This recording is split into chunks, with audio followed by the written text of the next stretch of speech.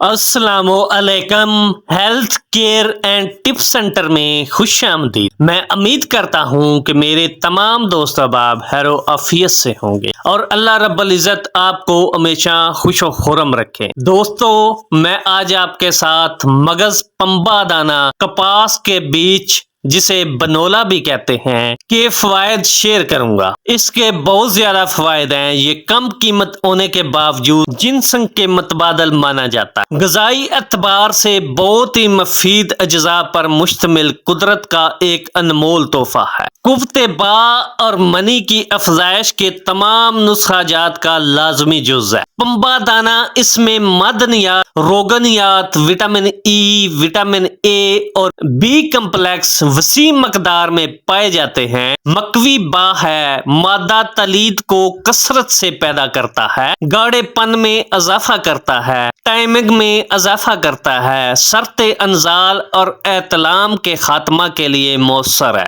آنکھوں، جلد اور بالوں کی حفاظت کرتا ہے، جوڑوں کو مضبوط کر کے درد سے نجات دلاتا ہے اور خواتین میں دودھ کی افزائش کرتا ہے، پٹھوں اور ہڈیوں کو مضبوط بناتا ہے۔ بڑی عمر کے افراد میں خون کی شریانوں میں سختی کا آ جانا اور لچک کا کم ہونا عام بات ہے۔ اس علامت کی وجہ سے جسم میں دوران خون متاثر ہوتا ہے اور مریض کو بہت سے سنگین مسائل کا سامنا کرنا پڑتا ہے۔ یہ مسئلہ جسم میں وٹامن ای کی کمی کی وجہ سے ہوتا ہے۔ وہ افراد جو اس مسئلہ سے نجات حاصل کرنا چاہتے ہیں، انہیں چاہیے کہ مغز پنبہ دانہ باقاعدگی کے ساتھ استعمال کریں۔ انشاءاللہ تعالی انہیں افاقہ ہوگا۔ مغز بنولا کو استعمال کر کے آپ بہت سی بیماریوں سے نجات حاصل کر سکتے ہیں۔ اسے آپ مختلف طریقوں سے استعمال کر سکتے ہیں۔ مثلا اگر آپ اسے کھیر بنا کر استعمال کرنا چاہیں تو تب بھی استعمال کر سکتے ہیں۔ اگر آپ اس کا سفوف بنا کر پانی کے استعمال کرنا چاہیں تو تب بھی استعمال کر سکتے ہیں۔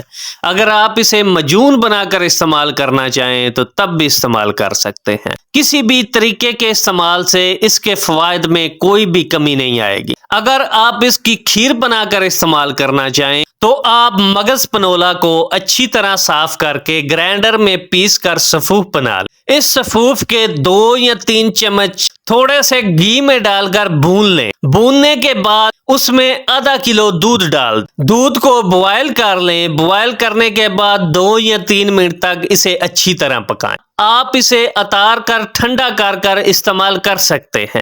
جو افراد ہائی بلڈ پریشر یا گرم مزاج کے مریض ہیں، انہیں اس کی آدھی مقدار استعمال کرنی چاہیے۔ اگر آپ اسے پانی کے ساتھ استعمال کرنا چاہیں تو 1 یا 2 چمچ نیم گرم پانی کے ساتھ صبح یا شام استعمال کر سکتے ہیں۔ اگر آپ اس کی مجون بنانا چاہیں تو اس کے سفوف میں شہد ملا کر اچھی طرح مکس کر لیں۔ وہ مجون 1 یا آدھی چمچ آپ صبح یا شام استعمال کر سکتے ہیں۔ آپ اس مجون کا لازمی استعمال کریں۔ اتنے فوائد کے باوجود اگر آپ اس کا استعمال نہیں کرتے تو آپ کی بدقسمتی۔ دوستو، میں امید کرتا ہوں کہ میری آج کی یہ ویڈیو آپ کو اچھی لگی ہوگی۔ اگر اچھی لگی ہو تو پلیز سبسکرائب اور شیئر کرنا نہ بھولیے گا۔ اللہ حافظ۔